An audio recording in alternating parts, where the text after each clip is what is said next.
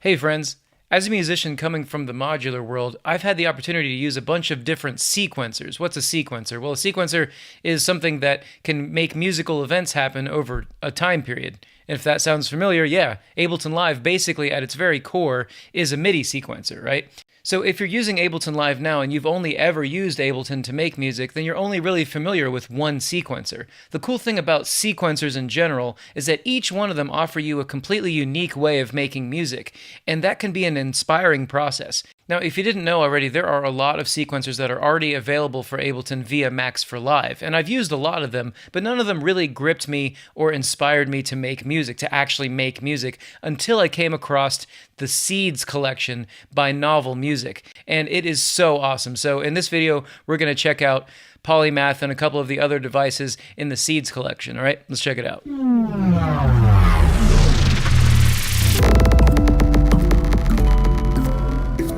Okay, so what you're about to hear right now is just notes that are being generated with this Polymath Sequencer, this thing right here. This is the thing that's making the notes in track 1 and track 2, okay? So let's go ahead and take a listen to what's going on.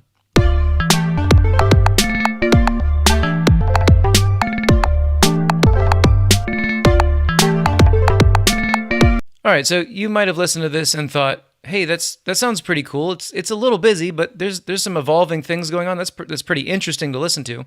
Well, this is Polymath, and Polymath is an extremely inspiring and extremely complex and extremely detailed sequencer that allows for incredible compositions to be made. And so I think maybe the first thing that we should do when looking at this is look at what it's actually capable of, okay? Because I could go through all the different features on this one by one, but that might not actually convey to you what is possible with this thing. So the first thing I want to do is show you what's possible. So I'm going to click on this All Tracks. At the moment, I have 2 tracks with notes in them. I have kind of like a lead and a bass line. The lead sounds like this.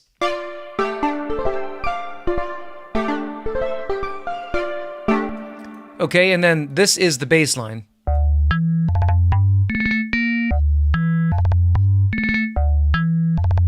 Now, when you put them together, we get...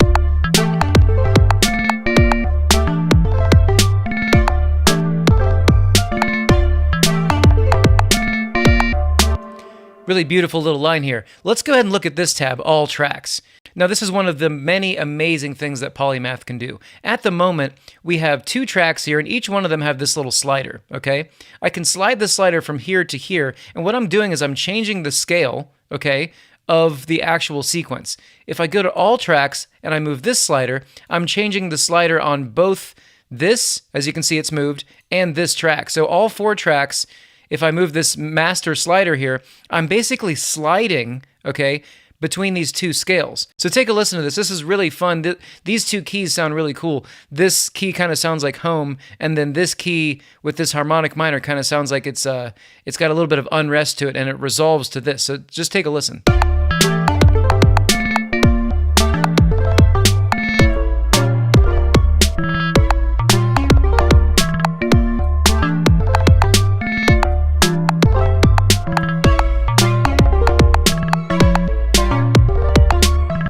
Now, what's cool about this is that these scales are uniform and the same across the entire composition. So if I go back to 1 and I say, all right, I want scale 1 to be maybe A, and scale 2 to be maybe G, let's see what happens now. And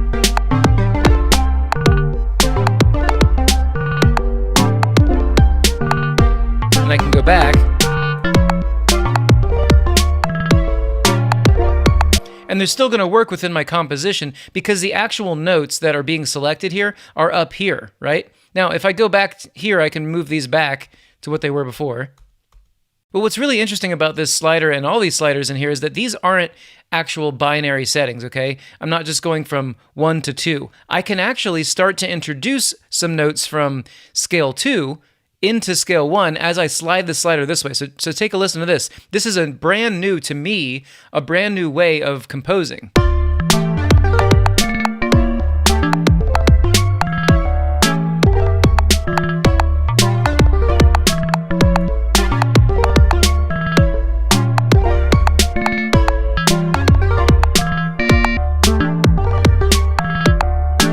So do you see how I smoothly went from scale 1 to scale 2.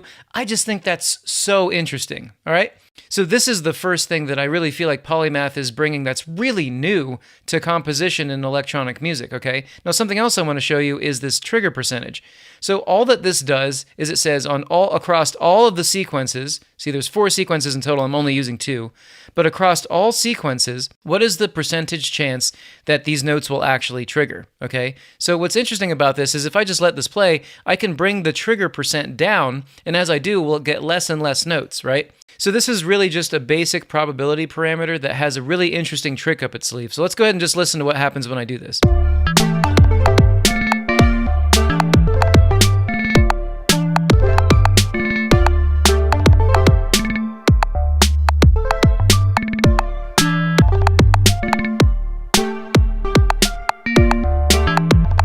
So in terms of generative stuff, this is really fun. Like you could listen to this on setting 48%, maybe even lower, like 41%. You could listen to this and it wouldn't really do the same thing twice for a while. But the trick that this thing has up its sleeve that I think is really so interesting is that you can lock this. Okay, so what does that mean?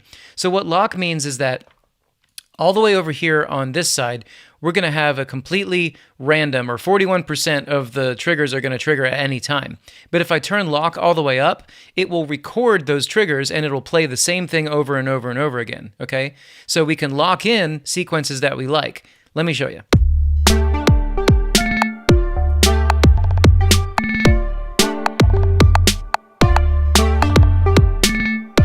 Now it's going to do the same thing over and over again, right?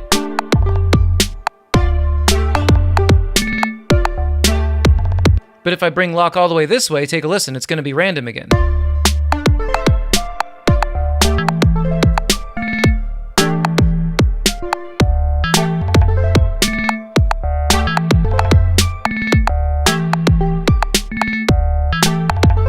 Now, what's even more interesting about this lock feature is that the scale feature is still usable, okay? It doesn't lock everything. At the moment, it's just locking this trigger percentage, okay? As well as a couple other features. But for now, this lock is only locking, at the moment, this 41% trigger. So I can go from 1 to 2 still, and I can still change my scale.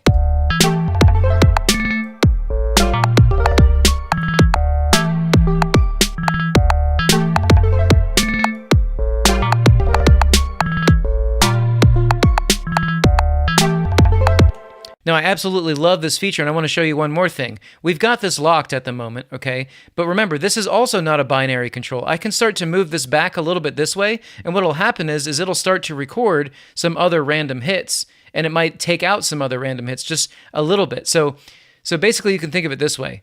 Lock is pretty much a variable thing. So all the way over to the right, it's fully locked. All the way over to the left, it's fully random. Somewhere in the middle, it'll start introducing some random notes that you can relock, okay? So really, in a lot of ways, you can play this sequencer in the most crazy new way, right? So check it out.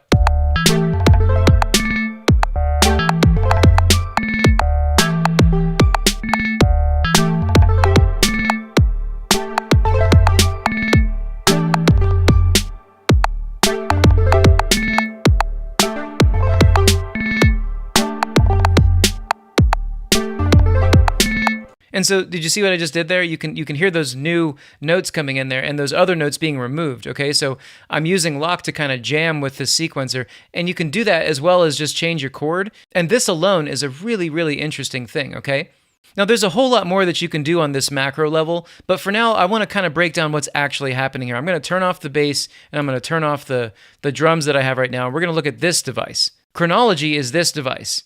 Now, Chronology is the clock divider that's driving Polymath, okay? What does that mean? That means that Polymath is not going to know what to do or when to play a trigger or when to start any of these 4 sequences if it doesn't get a clock signal from Chronology, okay? Chronology has 4 outputs, 1, 2, 3, and 4. You can see these 4 clocks, okay? And they all output multiple things. They'll output notes. You can see here's C1. That's the note that it outputs. And then A, B, C, and D. So what is A, B, C, and D? Well, essentially, there's a big busing system for all of the devices inside of the seeds collection. Let's take a look at them. So we've got all these different devices here, and they can all talk to each other over this special busing system, okay?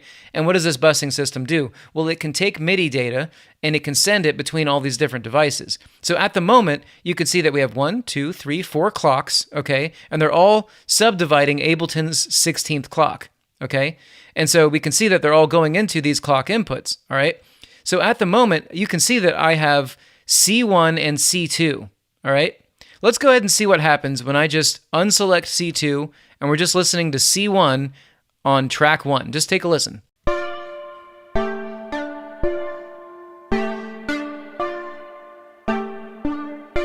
Now this is a really predictable thing, right?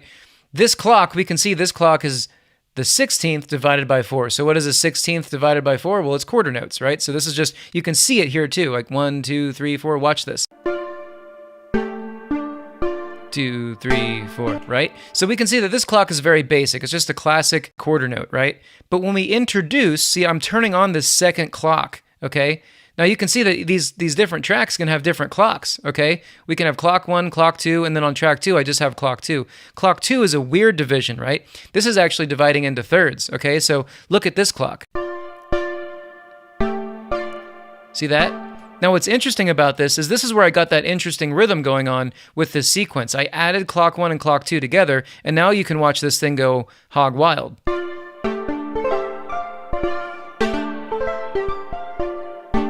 So I could make this other clock, for example, maybe a division of 5, and I can add this to the sequence, and now we'll get a whole nother rhythm.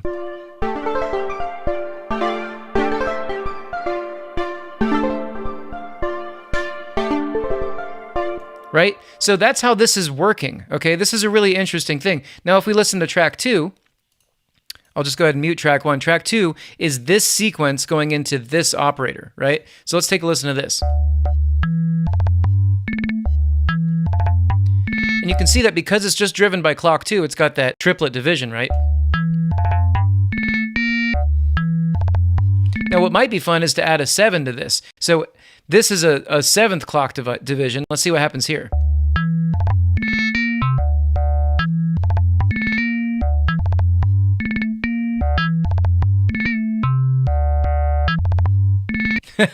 So you can see that this is just a totally new way of thinking about these sequences, right? And that's really fun. Another thing you can do is just keep hitting this random button. And what this will do is it'll just randomize the clocks over and over again. And you can randomize your clocks over your sequences. So I'm going to go ahead and unmute this first track and the second track. And let's listen to what happens when I hit this random.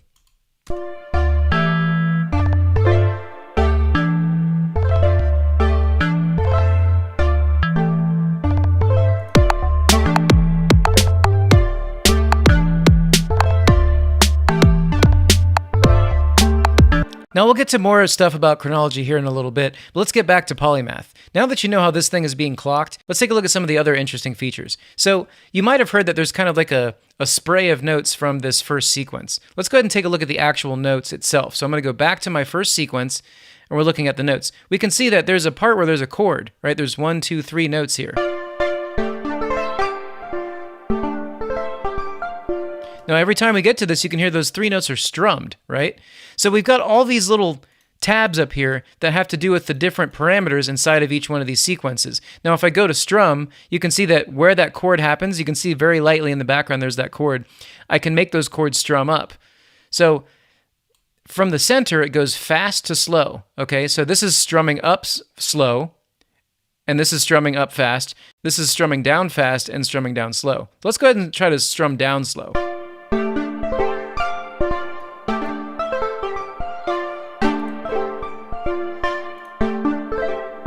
Let's go ahead and add another strum. Let's add another chord. Maybe the first chord could be a 4-chord strum, and we'll go ahead and make that strum up quickly. I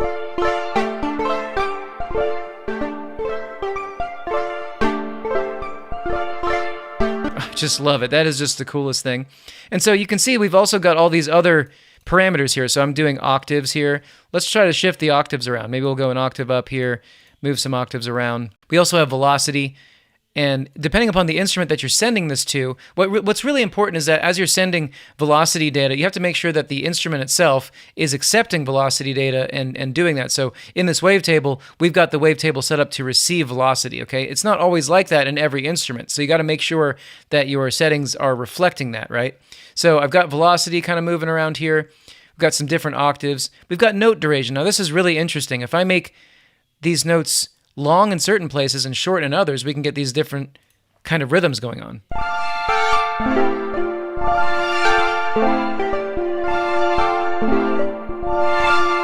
Now with this duration up, you might be thinking, hey, it sounds like there's some other parameters moving, and you're right. If you look over here in mod, this is where some really interesting things happen. So I've actually mod mapped the filter frequency, the oscillator effect 2, you can see it grayed out right there, and then the LFO amount. All three of these parameters are being affected, okay? So let's go ahead and we're gonna exit out of these three parameters, okay? We're clearing them out, and let's go ahead and look at how that actually works. So at the moment, here's without any modulation.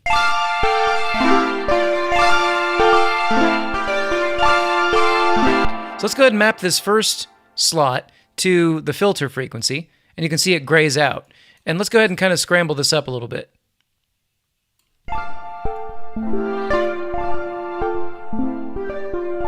Now you might be like, wait, I see, it looks like the knob is smoothly moving even though these are steps. And that's what's so great about this. Not only is this, yes, it's stepped modulation, but what's cool about it is it's got a release time. Okay, so it takes 361 milliseconds to go from this step to this step. So these parameters are moving slowly. If I make this go faster, for example, all the way to 1 millisecond, the fastest it'll now be stepped.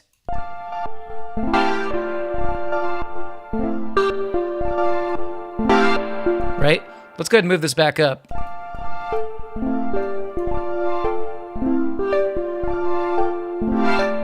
Pretty sweet. I'll move this around a little bit more. Now we can go ahead and map number 2. Let's map that maybe to warping and see how that works. Now you might think, well, that frequency is kind of low. Well, another thing we have is a minimum and maximum. So I'm going to take this minimum, maybe move it up to 50%, and I'll go up to 100 with max. Which might be a bit much. Let's bring it down just a little bit.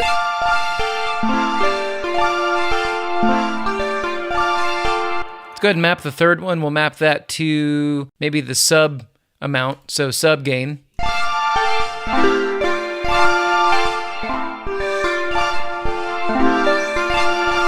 And as you can see, each one of these have different release times, so maybe I'll make this one's release time a lot higher.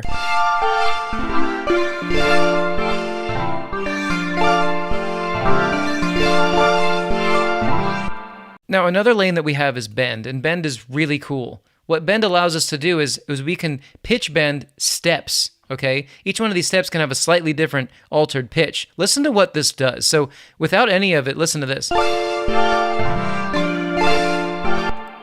I can start to microtonally shift this around a little bit. Take a listen to how different this will be. Oh. It's awesome.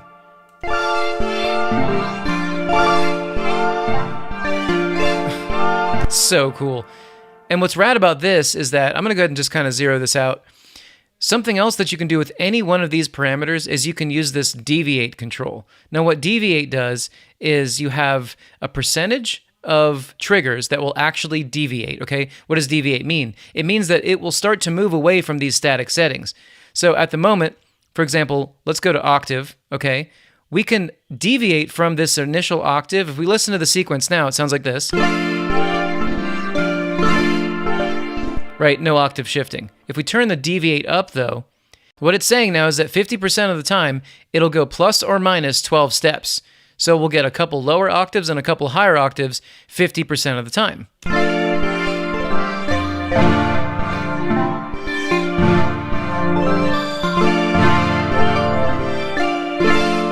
So let's just say that deviate does something that I like. If you look down here, doesn't this look familiar? Here's our lock control, and as you can see, the main lock control of the entire sequencer down here will lock all of these different parameters depending upon their deviation settings, okay? So when you get a repeat that you like, you can lock it in there, right? So let's go ahead and do that.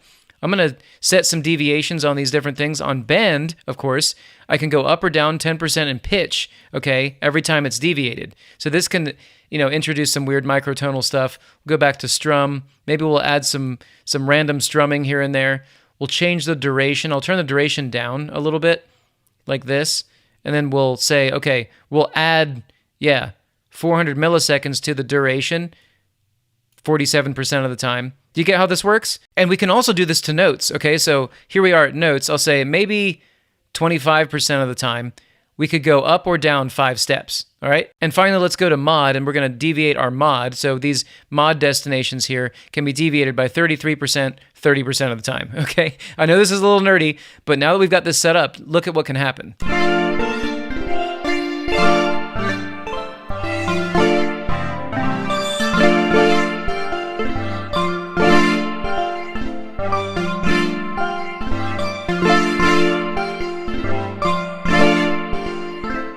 Radical. That is just so cool that you can lock in all of these different deviations, or basically random parameters. You can lock them all in with this little lock thing. Now, maybe some of you have heard of the Turing machine. It's a really common, really, really awesome sequencer in the Eurorack world. This is a very common feature of that. I can leave it totally locked in and then introduce different random results and keep those locked in. This is a really musical way of working with random generation, right? So take a listen.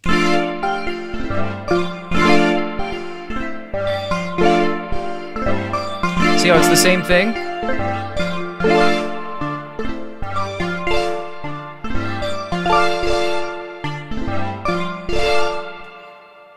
I'll go ahead and add this bass back into here.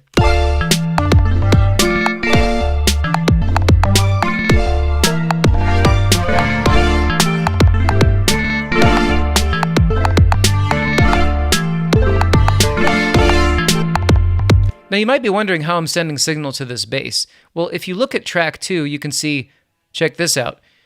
We have a setting where we can go from monophonic to polyphonic. We have a setting where we can choose to send the MIDI signal out of the plugin. At the moment, it's only sending an output out of track 1. See how out is turned on in white? In track 2, I've turned it off because I'm sending it out one of these A through Z buses, okay? And then an operator, this track 2, this is where I tell it to receive that MIDI. So here we are on track 2, and we've selected E, okay? So you can see we're outputting E on this track, track 2, outputting E, and then on this track, we're receiving E, and it's playing this operator with a couple of effects. Okay, so listening to this, now you might be looking at this and being like, wait, this only has 7 notes in it. 1, 2, 3, 4, 5, 6, 7 steps in the sequencer. We can see that the position says 7. Now, what this does is I can shorten or lengthen this sequence itself. But you might be wondering, every single time a bar happens, this repeats itself, even though it's not subdivided perfectly over a full bar. Well, that's because I have this reset feature set on. Let's turn reset off. Now take a listen.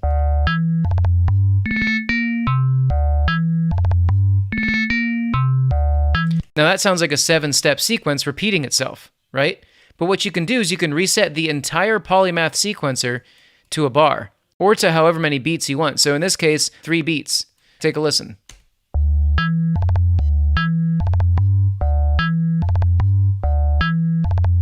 Right? So you can get this to reset in really interesting ways. I find that using bar is really, really awesome. Using just a bar, I can get kind of these really musical results and these interplays between these sequences. Now, another thing I can do is I can also make the position very short. So let's say I only want these 4 notes in the bass line.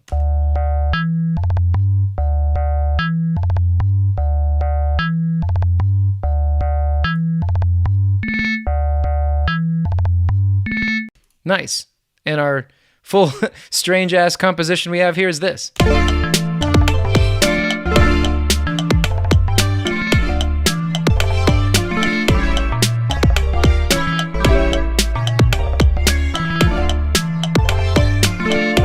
So yeah, that's Polymath and the other devices within the Seeds collection from Novel Music. And I gotta say, that's a really well-named company because this is pretty novel stuff. The kind of stuff that you can come up with this is stuff that you may not have thought of yourself. And that's what's so awesome about using these kinds of sequencers. You might think, well, yeah, I'd rather just kind of play directly. And that's cool if that's your style, if that's something that you want to do. But every once in a while, I find myself just wanting to be inspired. And so in a lot of ways, when you're messing with these parameters and you're getting these random results to happen, as well as results that you intended to have happen, such as the key, right? Such as the rhythm, all of a sudden, these new ideas will emerge and you'll just get re-inspired to actually maybe even finish your tune, right? And remember, this is just generating MIDI. I could always go in here, right? I could make a new MIDI track and I could say MIDI in from wavetable, right? And then I could just record the output.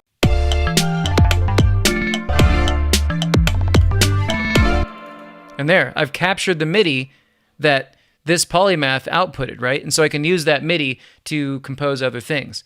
So awesome. I'll put a link to this seeds collection down in the description and in the comments. And if Ableton's your thing, it's my thing too, so make sure you like, comment, and subscribe. I'll see everybody next time. Thanks for watching.